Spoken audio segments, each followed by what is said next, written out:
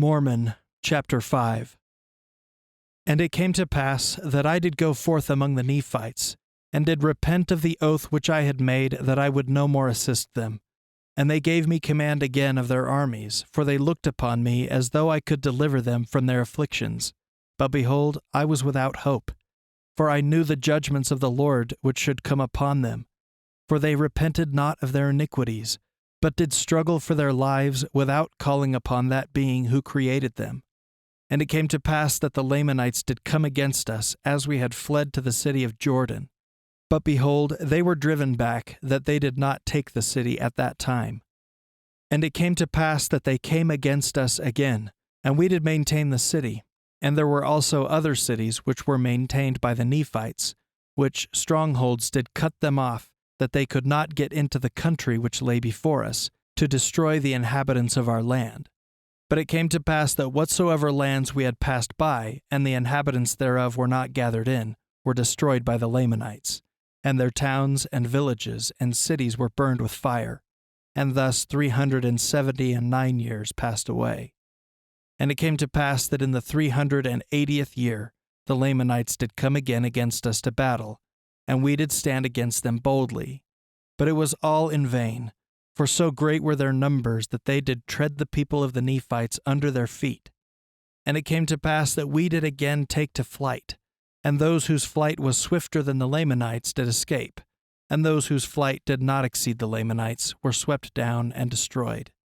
And now behold, I, Mormon, do not desire to harrow up the souls of men in casting before them such an awful scene of blood and carnage as was laid before mine eyes.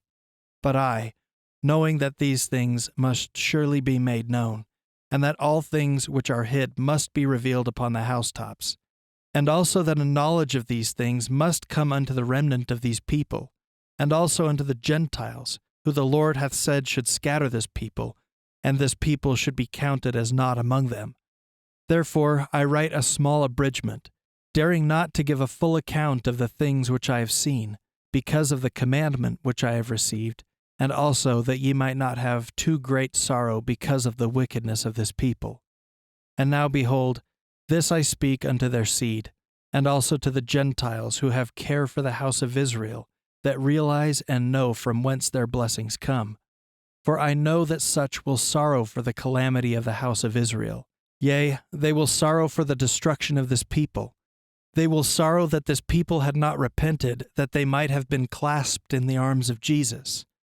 Now these things are written unto the remnant of the house of Jacob, and they are written after this manner, because it is known of God that wickedness will not bring them forth unto them, and they are to be hid up unto the Lord, that they may come forth in his own due time.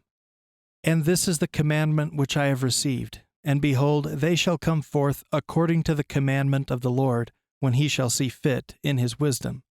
And behold, they shall go into the unbelieving of the Jews, and for this intent shall they go, that they may be persuaded that Jesus is the Christ, the Son of the living God, that the Father may bring about, through his most beloved, his great and eternal purpose in restoring the Jews, or all the house of Israel, to the land of their inheritance, which the Lord their God hath given them unto the fulfilling of his covenant. And also that the seed of this people may more fully believe his gospel, which shall go forth unto them from the Gentiles. For this people shall be scattered, and shall become a dark, a filthy, and a loathsome people, beyond the description of that which ever hath been amongst us, yea, even that which hath been among the Lamanites, and this because of their unbelief and idolatry. For behold, the Spirit of the Lord hath already ceased to strive with their fathers, and they are without Christ and God in the world, and they are driven about as chaff before the wind. They were once a delightsome people, and they had Christ for their shepherd. Yea, they were led even by God the Father. But now, behold, they are led about by Satan, even as chaff is driven before the wind, or as a vessel is tossed about upon the waves, without sail or anchor, or without anything wherewith to steer her, and even as she is, so are they. And behold, the Lord hath reserved their blessings, which they might have received in the land, for the Gentiles who shall possess the land. But behold, it shall come to pass, that they shall be driven and scattered by the Gentiles, And after they have been driven and scattered by the Gentiles, behold, then will the Lord remember the covenant which he made unto Abraham and unto all the house of Israel. And also the Lord will remember the prayers of the righteous, which have been put up unto him for them. And then, O ye Gentiles, how can ye stand before the power of God, except ye shall repent and turn from your evil ways? Know ye not that ye are in the hands of God?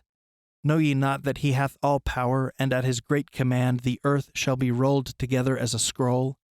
Therefore repent ye, and humble yourselves before him, lest he shall come out in justice against you, lest a remnant of the seed of Jacob shall go forth among you as a lion, and tear you in pieces, and there is none to deliver.